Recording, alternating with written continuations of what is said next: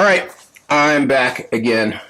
I just feel like I say that over and over and over again lately because I've been tying a lot of flies, and today I'm going to tie for you Pat's Rubberlegs, which is also known as cat puke or the turd or, any variety of derogatory names. But just for the record, this is not a Pat Dorsey fly, and I honestly don't know the last name of the pat that this pattern belongs to, but this is a fly from Solitude Flies, and that's sort of where this came from. This was a girdle bug back in the day, a variation anyway, and a very simple little bug, but has become hugely popular. This fly works, and I can tell you why. When you really boil things down, when you're looking to imitate a stonefly nymph, stoneflies are very cylindrical. Just like that chenille body is. And they look like a little cylinder with legs. And sure enough, that's what a Pat's Rubberleg imitates pretty darn well. So as unexciting as this fly may be, it's a pretty darn good imitation. It's tied in the round, which is an old term meaning it's the same from all sides. So as it tumbles down the river, it looks just like a stonefly, and we should tie one up. So I'm going to start with a 4x long hook. This is a Daiichi 2220. You can tie them on 3x long hooks as well, but I really much prefer the 4x long version. And what I'm going to do, I've got a size 6 here. This is a fairly big one, 6, 8, 10, 12, even down to 14 on this guy. But I'm going to start off with some 15 thousandths lead wire, so some undersized lead wire. I'm going to start just about the hook point, and I'm going to wrap the whole shank all the way up. Of course, you can tie this fly with a bead head also. I like, and honestly prefer the no bead version, just with lead wire on it. And with this undersized lead, it makes keeps the body from getting too fat and sort of out of proportion. I have no idea how many turns that was, and if you very patiently counted them or went back and counted them after the fact, and you know the answer to that, just keep that to yourself. I don't really care how many wraps there are. I just want to cover that main part of the shank. I want to stop a couple eye lengths back from the hook eye, and I'll break those ends off. Kind of tuck that end down. And then I'm going to come in with some, in this case I'm going to use dark brown A-dot. Honestly, you could use whatever color you like. It only shows at the head of the fly. So I'll start this thread just behind the eye. And I'm just going to start to cross-hatch back over the lead. And come forward again.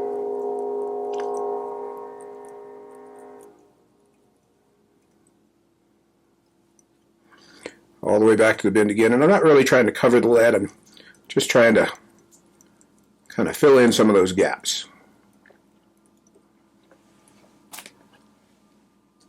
Now for the antenna and tail, I'm going to use Superfloss. And this is rusty olive colored Superfloss, which is sort of a brown olive.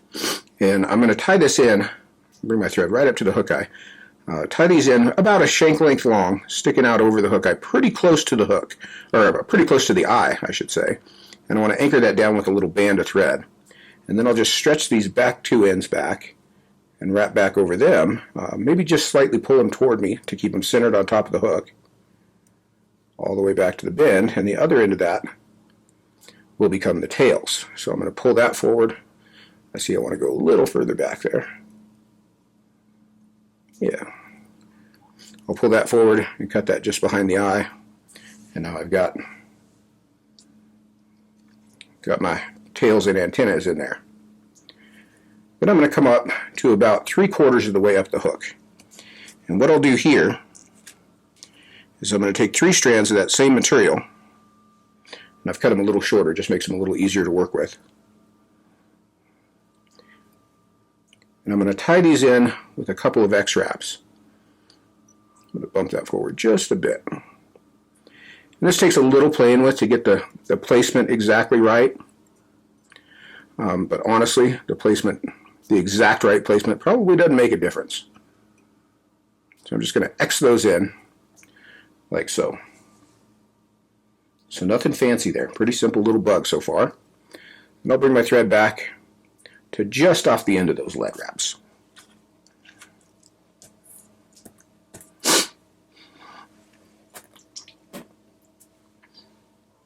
Now what I want to do is take a piece of chenille, and you can tie these in a billion different colors. Chenille comes in a bunch of colors. You can tie Pat's Rubberlegs in all of them. On a size 6, I'm using medium chenille. When you get down to about a size 12, I'd go to fine size chenille. But this is variegated chenille, and this is olive and rust, I think is what this is. And I'm going to strip the end of that, so I just have that little bare core. And I want to catch that just behind the lead. Sometimes your legs will get in the way, but you can see you can just kind of push them out of the way. Catch the end of that and wrap over that right up to the base of the tail. That one leg's going to just want to fight me. Then I'm going to bring my thread back up all the way to the hook eye. And at this point I'll put a little shot of head cement down the thread base that we've put on there. Just kind of smear that around and let that anchor in and lock everything down. So now I'm going to start to wrap this chenille. So just one turn in front of the other. And I want to pack these fairly tight. Here, I'll show you a trick. If those legs are in your way while you're doing that, fold them all forward, take a turn of thread around them, and that'll hold them out of the way. So I want to wrap up just a little bit past halfway, that I can release those legs. And I'm going to take one strand on the near side and pin it in place with the wrap of chenille. And then do the same thing on the far side. I'm going to pack another turn in there. So we've got 2 turns. Then I'll separate those other 2 legs and take a wrap between them. And it really doesn't make a big difference which one is front and back. I'll put another turn. And I'll fold that leg back again on each side and just continue forward. Now, one of the things with chenille that not a lot of people think about is chenille, as you wrap it, has a direction. And if I hold this just right, you can kind of see this is sloped back. If you think of this like a hackle feather, we're basically wrapping this like tied in by the tip.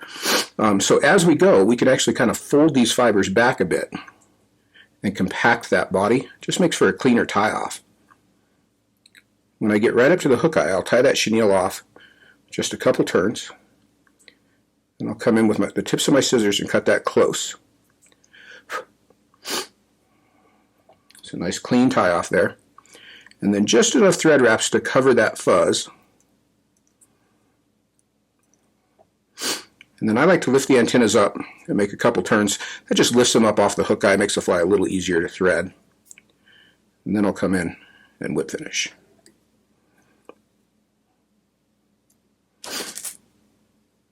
Now I want to pull all those legs down, kind of get them centered in the body. You can see there's some curve to that material. It's just, it's a wiggly material, and it depending on how it was in the package, it may have a little curve to it. And in this case, it's worked out to an advantage. It really doesn't make a huge difference if it does, but it's cool if it does. Now I'm going to take all 6 of those legs and pull them up and trim them about a shank length long.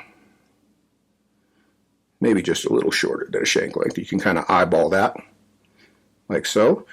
And our antennas and tails should be right at a shank length long. I got one longer than the other here, so I'll square those up. Then come in and put a little shot of head cement on the thread head. Make sure you get all the way around. And then one last thing I always do on mine, and this is totally unnecessary, but I'm going to build just a little bit of a taper. So what I'll do is I'm going to trim the chenille at the back end, and if you kind of set your scissors at an angle, I can create a slightly more tapered body, and I'll just continue on kind of working my way around the fly just there on the back end. You can sort of taper him back down toward the front as well. Just clean them up a bit. Such a simple fly, and like I said, that's probably not super necessary, but it does make for a more nicely finished fly. I feel better about catching fish on a dumb thing like this if I put a little effort into it. But there you go. Nobody else seems to have a problem.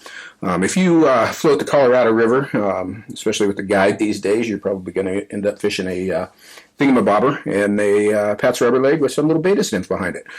So you should probably tie some of these up. This is an awfully good fly, and as much as I disparage it, it really is a good fly. It does catch a lot of fish. It's a pretty darn good imitation of a stonefly. So there it is. You wanted to know. Asked and answered. There you go. Pat's Rubberlegs. Thanks for watching. I'm Charlie Craven. Like and subscribe. Tell all your friends. Don't tell them that I told you about the Pat's Rubberleg, though.